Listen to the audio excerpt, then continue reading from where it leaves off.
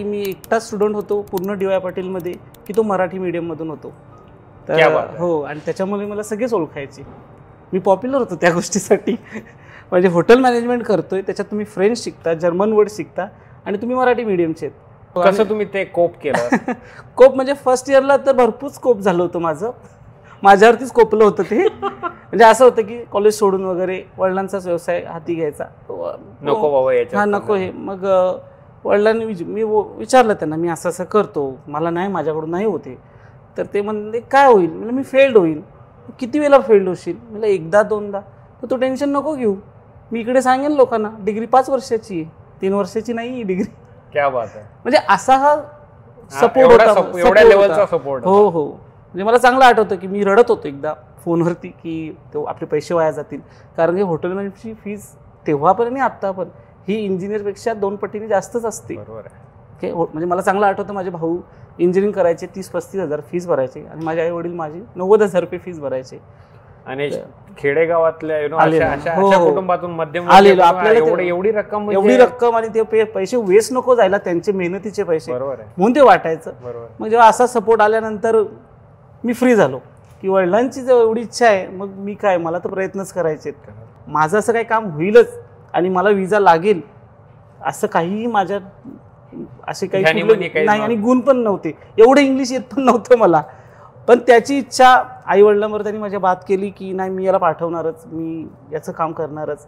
तर मी त्याच्यासाठी तो इंटरव्ह्यूला गेलो आणि पहिल्याच इंटरव्ह्यूमध्ये माझं झालं आणि जे इंग्लिश मिडियमचे होते ते सगळे विचारे राहिले. तेव्हा खूप वाईट वाटतं.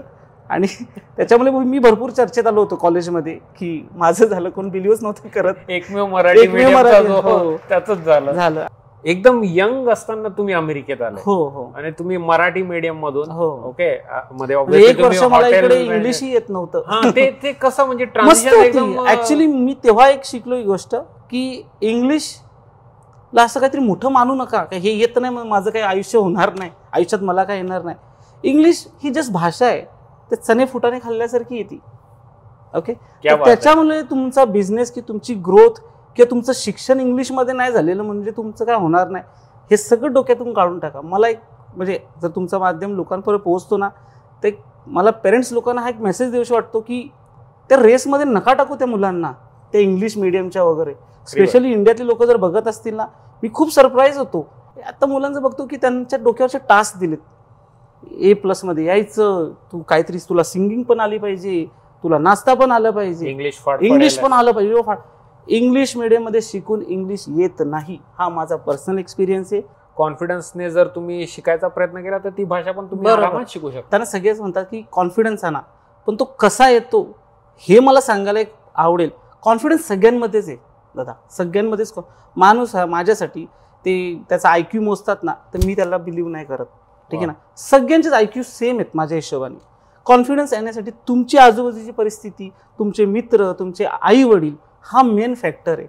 आई वडिलांनी जर कॉन्फिडन्स मुलांमध्ये भरला ना, मी तुम्हाला जगात कुठलीच ताकद नाही की त्याचा कॉन्फिडन्स खाली येईल किंवा तो डिप्रेसमध्ये जाईल. हे म्हणजे लग्नाच्या अगोदरची बात करतो, लग्नानंतर कॉन्फिडन्स आपल्या बायकोच्या हातात जातो, बरोबर, तुमच्या पार्टनरच्या हातात जातो.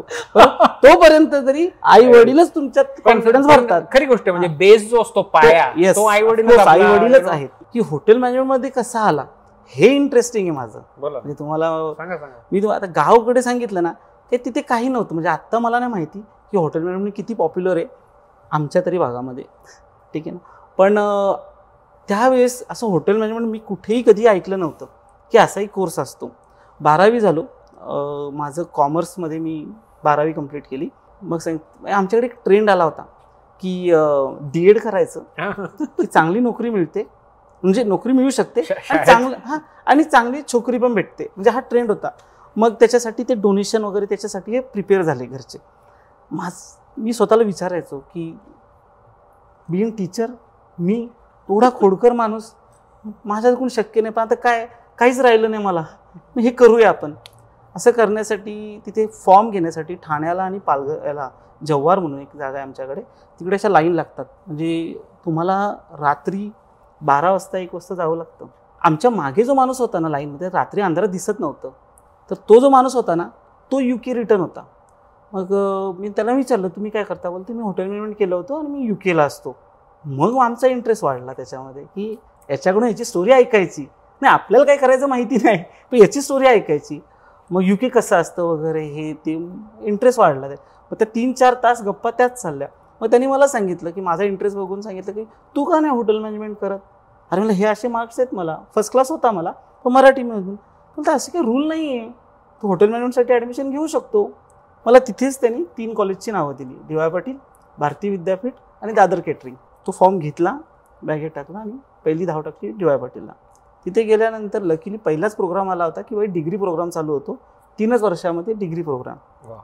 आणि मी हॉटेल मॅनेजमेंट करणारा तरी माझ्या भागातून मी पहिलाच. वा. तर म्हणजे एकदम काय म्हणतात त्याला,